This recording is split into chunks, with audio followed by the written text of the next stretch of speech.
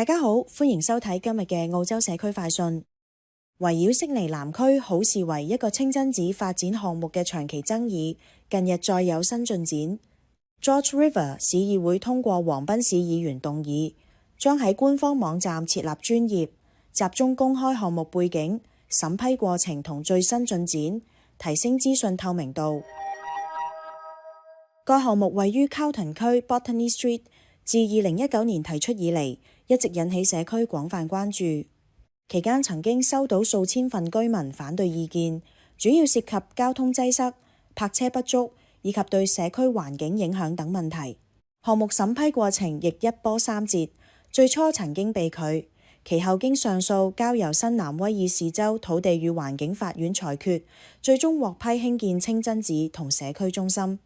不過事件未有就此平息，市議會文件顯示，當局曾經調查項目地盤涉嫌未經批准拆除屋頂及外牆嘅違規工程，目前相關調查仍在進行中。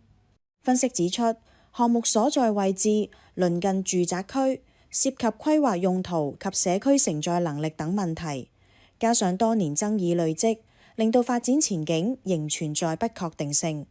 市議會表示，設立資訊專頁有助公眾全面了解事件來龍去脈，同時回應社區多年嚟對透明度嘅訴求。對唔少居民嚟講，呢個亦被視為呢一宗長達多年嘅爭議中一個重要嘅階段性進展。澳洲油價近期大幅上漲，令唔少網約車司機嘅營運成本急劇增加。多名 Uber 司機表示，如果平台唔提高車費或者提供補貼，可能被逼停止接單。有司機透露，目前高油價令佢每週額外增加約200澳元開支。如果情況持續，繼續從事網約車工作將變得難以維持。部分司機亦都喺網上論壇呼籲平台提供燃油補貼或降低抽佣。Uber 方面表示，公司正密切關注油價變化對司機嘅影響。目前透過 Uber Pro 計劃提供燃油折扣同電動車充電優惠等支持措施。與此同時，運輸工人工會表示，油價上升令接散工嘅司機壓力大增，並呼籲業界一齊分擔成本，保障司機收入同道路安全。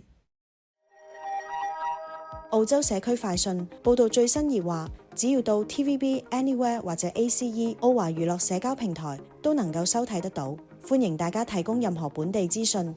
我哋下次再見。